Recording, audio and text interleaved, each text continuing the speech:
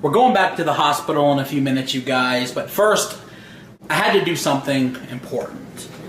I don't know that I had to do it. I don't think you should. I don't have to. We've already done it. I know, we've already done this, Bridget, but at this point, I want to laugh at it because it started to take a whimsical approach, and I have to address it as humorously as I'm able to because I'm very angry about some of the stuff that he said last night. So, before we get into it, you guys, I'm going to take you back to yesterday. So, if you didn't see the vlog we uploaded 2 days ago, I said in the vlog that we would not keep my brother from seeing our father. You know, he made videos saying that he was sorry for everything that he did to him. You know, all he wanted to do was make an amends. And I said, I don't have the power to keep him. It's not my decision to make. To prove that that's true, we asked Dad if he wanted to see two people. The first one was my brother. See, after I uploaded the video, I was like, yeah, come on down. I uploaded the video, and Dad wakes up, and I was like, hey, Dad, your son is coming to see you today. And he gave me this look, like disbelief, and he said, I told you no. And I said, Dad, he's on his way now. And he looked at Jennifer, and he said, get him on the phone. And he was clear, dude. Like I said, if you didn't see yesterday's video, he was talking. He was there yesterday. Yeah. And he said, get him on the phone. Clear as day.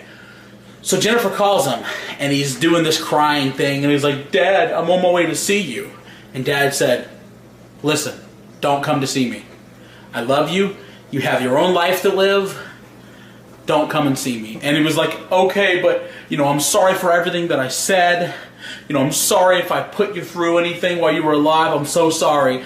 And it was, I thought, kind of a real moment.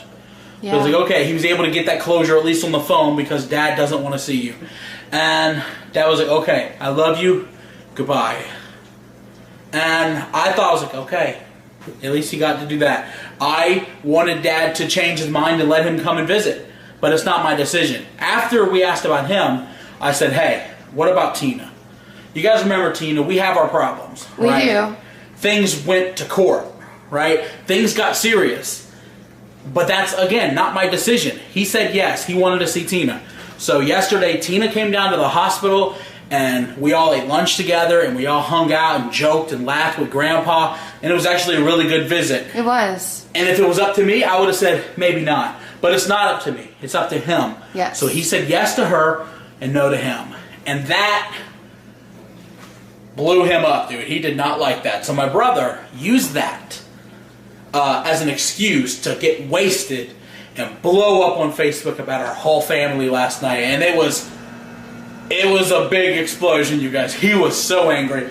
So angry that he's trying to say that he was hacked, which is what he does. Yeah. He's always hacked. It's always someone else. It's always me. He got hacked. No, what you said was one of the most horrible things you said yet.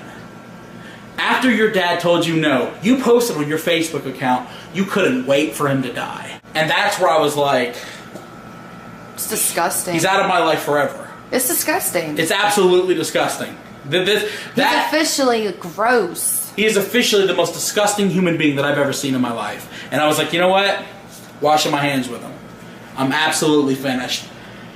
And I saw him running his mouth, and people started sending me some of the stuff that he was saying, and I'm going to address it for all of you right now. And the reason I'm addressing it right now is because if something was to happen to Dad, God forbid soon, I won't have the strength to do it afterwards, because his plan is to wait until Dad dies, or as he called it, my cash cow. And when his cash cow dies, he's not a cash cow. He's our father. Yes. He's my father. And we love him a lot.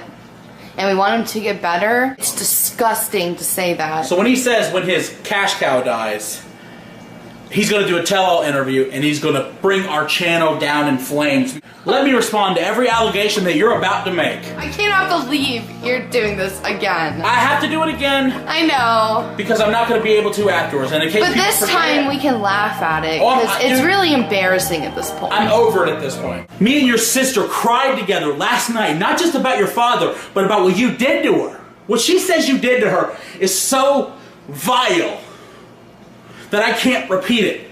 But what you did to your sister, and then you went on Drama Alert, and you were like, yeah, man, she was asking for it. No, she wasn't, bro. She was 9 years old. That's a mental problem. That's a mental problem. You're disgusting. Don't blame other people for what you did. You're the one the allegation was made against. Nice try. Number 2, he's going to say that Bridget was underage when we started dating. And I told you guys myself, Bridget was 16 years old and we started dating. You were absolutely right. Bridget was 16 years old and I didn't know it. He's going to say I did know it. Whatever. Where's your proof? I had no clue that Bridget was the age. She said she's a liar, okay? Yeah. No, I lied about it because I wanted to date you. However, I don't care if she was 15.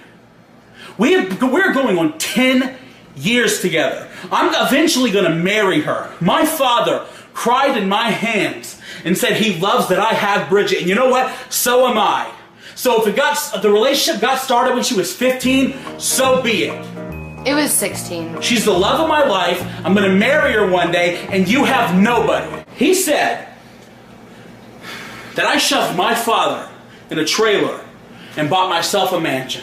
And I've seen other people say that too, which is why I wanted to save that for last. One thing we've never talked about is money. And there's a very good reason for it. Number 1, Dad doesn't want people to know he makes money.